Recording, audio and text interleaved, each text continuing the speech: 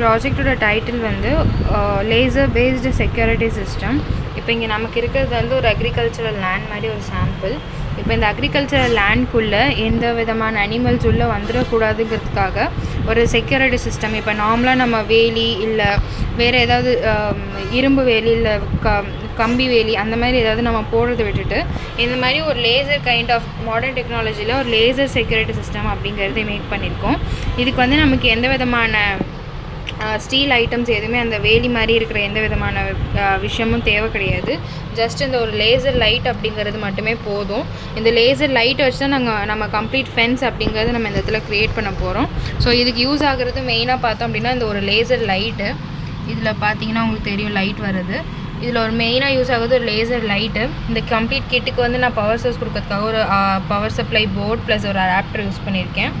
இதுதான் இந்த adapter 12 voltage அடாப்டர்னு சொல்லுவாங்க. ப்ளஸ் இது வந்து பவர் சப்ளை போர்டு.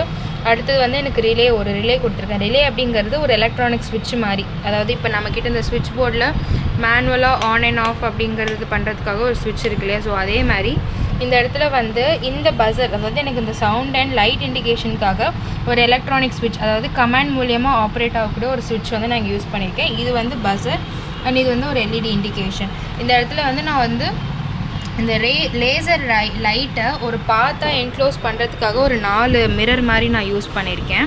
ஸோ இப்போ இந்த மிரரில் வந்து இந்த லைட் படும்பொழுது ஆட்டோமேட்டிக்காக என்ன ஆகும் அப்படின்னா இந்த மிரரில் பட்டு அடுத்து இதில் ரிஃப்ளெக்ட் ஆகணும், திரும்ப இதுலேருந்து பட்டு இதில் ரிஃப்ளெக்ட் ஆகி திரும்ப எனக்கு இந்த சென்சாரில் இந்த லைட் வந்து டிடெக்ட் ஆகிற மாதிரி வந்து நான் இப்போ இங்கே செட் பண்ணியிருக்கேன்.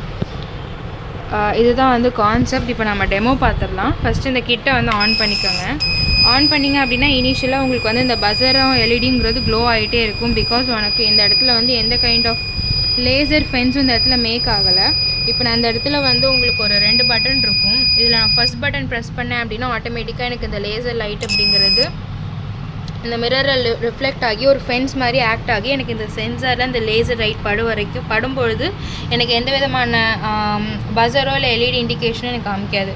ஒருவேளை இப்போ இந்த லேசர் லைட்டோட பாத்துக்கு நடுவில் ஏதாவது ஒரு கைண்ட் ஆஃப் இன்ட்ரப்ஷன் அப்படிங்கிற மாதிரி வரும்பொழுது ஆட்டோமேட்டிக்காக எனக்கு இந்த பஸர் அண்ட் எல்இடி இண்டிகேஷன் அப்படிங்கிறது கொடுக்கும்.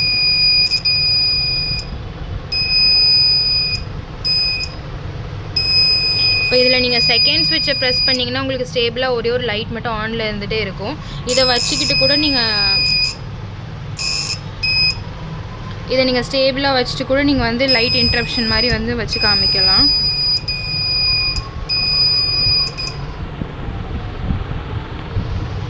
இப்போ இதை ஆஃப் பண்ணுறதுக்கு திரும்ப நான் டபுள் ப்ரெஸ் பண்ணேன் அப்படின்னா இது ஆட்டோமேட்டிக்காக ஆஃப் ஆகிடும். ஓகே.